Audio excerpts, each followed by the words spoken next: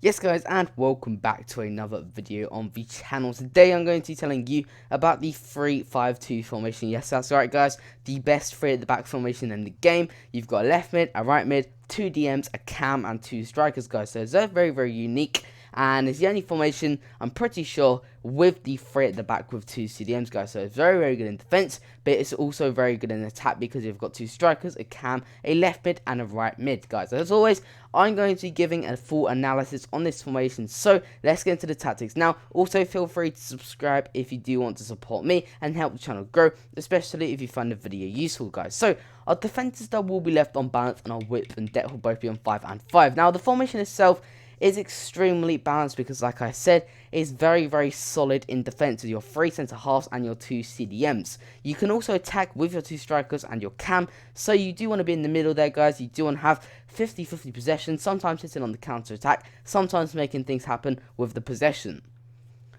With our offensive style, we will be on fast build, and the fast build does suit the formation absolutely perfectly because your CDMs can pick up that ball from your centre backs. They can then play a fast build up offensive style play through to your left mids, right mids, to your cam, to your strikers, and it really works nicely with the type of players we got in the team.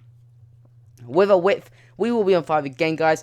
I normally leave my attacking width on 5 unless I'm using a very narrow formation, because you do want your left mids and right mids to stay where they are. Of course, if you've got a left winger and a right wing, you do want to stay where they are again. If you fiddle around with it, your left mid and right mid will go too narrow, they won't be in wide positions, and all of that guys. So we do want to leave our attacking width on perfectly balanced 5.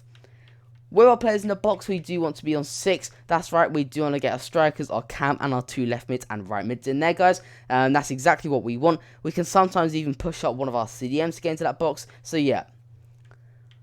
Corners and free kicks 2 and 2, guys. We do not want to get hit on the counter attack. We already know how hard it is to score a header or a volley from a set piece in FIFA 21. So like I said guys, the 3-5-2 formation, a very unique formation, definitely the best 3 at the back formation. So let's get into the instructions now with a full analysis guys. So our strikers are going to be on stay central, stay forward and get in behind, and I'll quickly show you now why this is. So if I show you now why our strikers are on these instructions, you'll definitely understand why. So our strikers here, as you can see right now, we definitely want them staying central, and the reason why we want them staying central is because our left mids and right mids are here to cover them wide areas guys, so there's no need for them to drift that wide. We also want them getting in behind, because if our cam or CDMs pick up that ball, our strikers are going to be running in behind these gaps, causing problems for our centre halves, which means our CDMs can pass the ball through, our cam can pass the ball through, and it basically muddles with their defence, and it makes their life 10 times harder guys. So that is what we use on our strikers, and that is why. Let me quickly rub all this out for you. So yeah, the next position will be the cam. I'll quickly show the cam now. So like I said, next position will be the cam. The cam will be on getting to box with cross guys, and that will be it. If we do stay forward, there's nobody to help out with the CDMs in defence. With our left mids and right mids, we will leave every single instruction on default, and again, I'll show you why this is. So our left mids and right mids here, we do want them to stay wide. If they cut inside or get narrow, they're going to go into these back gaps here. And that means there's going to be no one in this wide attacking area. And when there's nobody in these wide attacking areas, it's so difficult when your cams are in this box to, score a goal, or your strikers to score a goal. Because your left mids and right mids will be tucked into these areas, guys. There'll be nobody in these gaps here to crossing the ball or crossing the ball here. So your strikers or cams are useless, guys. So we do want our left mids and right mids to stay up wide, stay up front, whip balls in for our strikers and cams to feed off of. Moving on to our CDMs next. Now the CDMs, I do normally keep the same instructions on. It will be stay central, stay central, cover centre, and I believe it will be stay back while attacking. Or no, cut past the lanes, cover centre, and stay back while attacking, guys. And again, I'll show you why this is. So your CDMs here won't really push past this line where your left mids and right mids are, which is absolutely perfect, because perfectly centered, they're very good. So they're going to stay in the central area of the pitch, guys, because our left mids and right mids, they are there to get up and down. That is also why we leave them on balance everything, guys. So there's no need for our CDMs to push out into these wide areas here.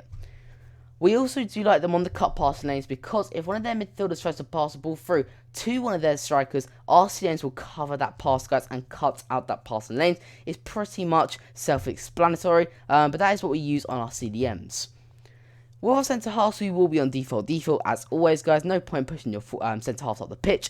And last but not least, our goalkeeper. Now, your goalkeeper, with the comes crosses and super keeper instructions, will dominate that box, guys. So really not stress it enough. He's going to dominate that 6-yard box. He's going to catch every single ball what goes inside that 6-yard box, making it 10 times more difficult for them to score a corner, a free kick. And basically, you're going to take charge of that box. You are going to win more games. You're going to save more goals simply with these instructions on your goalkeeper.